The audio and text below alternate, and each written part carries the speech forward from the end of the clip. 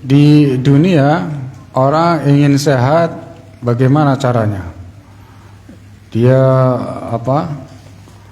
minum obat supaya sehat, atau apalah, olahraga atau gimana supaya mendapatkan kesehatan yang sempurna, menjaga makanan dan lain sebagainya supaya apa? Supaya sehat. Tetapi di surga itu penduduk surga tidak membutuhkan hal-hal seperti itu. Tidak ada usaha ya bagaimana supaya sehat, minum obat atau makan makanan ini harus dijaga, jangan makan ini karena kondisi badan sedang seperti ini, nggak boleh makan ini dan lain sebagainya. Itu di dunia. Tetapi di akhirat nanti penduduk surga tidak membutuhkan semua itu. Karena apa? Rasulullah Shallallahu Alaihi Wasallam bersabda, ada munadin, ada panggilan, seruan, suara yang sampai kepada seluruh telinga penduduk surga, yang panggilan itu, seruan itu adalah apa? Innalakum tasihhu antasihhu fala tasqamu abada. Jadi kalian semua di surga ini tidak akan sakit. Kalian semua akan menikmati sehat selamanya. Itu nas sudah. Jadi orang yang ketika di dunia itu mengalami sakit menaun sampai mati, nanti di surga, ketika masuk surga, sakit-sakit itu hilang semuanya. Dan mereka mendapatkan kesehatan yang sempurna dan tanpa membutuhkan kepada sabab-sabab sehat. Sebagian manusia, bahkan banyak sekali orang itu menghindari satu makanan tertentu. Untuk apa? Untuk menjaga kesehatannya. Jadi Rasul Shallallahu Alaihi Wasallam telah mengabarkan tentang keadaan penduduk surga, bahwa mereka mendapatkan bisyarah, kabar gembira, bahwa kalian semua akan merasakan sehat selama-lamanya, tidak akan sakit. Di dunia orang berusaha sekuat mungkin agar sehat, agar terus sehat, tetapi ya tetap aja nanti berakhir pada kepikunan dan sakit, kemudian udah meninggal. Adapun di surga, di sana adalah kehidupan, tidak ada kematian, sehat semuanya tanpa ada keluhan sakit. Mereka semua dalam umur yang muda tanpa penuaan, menua. Di dunia supaya kelihatan nampak muda, gimana perawatannya? Ya semacam-macam lah. Bagaimana supaya wajah itu nampak bersih, terlihat muda. Di surga enggak butuh semua itu. Di dunia ibu itu biasanya biar nampak kelihatan muda, gimana? Pakai make up. Ya, pakai make up, pakai gincu, lipstick, ya, dan lain sebagainya. Itu di dunia. Di surga tidak membutuhkan itu semua. Di dunia ada pengobatan usaha biar orang itu nampak kelihatan muda. Gimana pasang gigi atau apa? Tapi nanti di surga tidak membutuhkan itu semua. Di dunia itu ya tempatnya musibah, tempatnya sakit, apa aja hal-hal yang tidak mengenakan hati kita itu ada di dunia itu.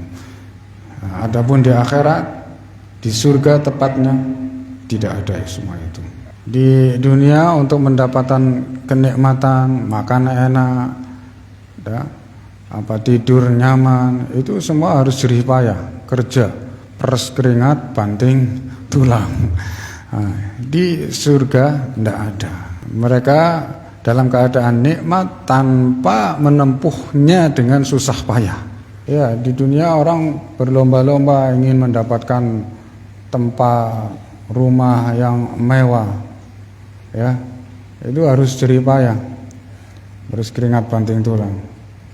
Nanti di akhirat penduduk surga itu mendapatkan tempat satu istana yang terbuat dari emas dan atau perak itu itu tingginya menjulang sampai 600 ya, 600 mil. Nah, istana seorang mukmin, tempat tinggal seorang mukmin, satu istana itu lebih indah, lebih mewah dibanding dengan istana yang ada di dunia. Dan penduduknya itu selamanya dalam sehat dan kekuatan dan kuat. Dan istrinya, pasangan hidupnya selamanya nampak cantik, tidak akan hilang kecantikannya, bahkan bertambah, semakin hari semakin bertambah kecantikan. Awal pertama penduduk surga itu masuk dalam surga itu diladeni oleh beberapa peladen. Ketika masuk, jadi di situ ada singgasana tinggi dan dia duduk di situ. Kemudian datang pembantunya. Mereka itu namanya wildanul mukhalladun, pemuda-pemuda yang dilanggengkan hidupnya. Satu orang penduduk surga itu memiliki pembantu, yaitu wildanun mukhalladun, namanya al-wildan. Ini pembantu-pembantu surga itu lebih dari puluhan ribu. Mereka memiliki puluhan ribu pembantu. Ini menyambutnya dengan satu tangan di piring ya, ada piring emas, dan yang tangan satunya itu piring terbuat dari perak, emas perak. Ini bagian dari nikmatnya surga. Ya, paling banter di dunia orang miliki emas berapa? 1 kilo, 2 kilo, 10 kilo. Ya. Ini di surga nanti semuanya akan mendapatkan ini. Jadi disambut oleh wildan yang jumlahnya itu puluhan ribu. Masing-masing ini membawa piring dari emas dan perak. Coba berapa banyak, berapa kilo itu emasnya untuk menyambut. Orang paling kaya di Indonesia punya kekuasaan berapa? Ya, paling berapa? Se-Jawa ada orang punya tempat tinggal? Enggak ada kan? Penduduk surga itu miliki tempat seluas 10 kali lipat dari luasnya dunia. Satu orang penduduk surga.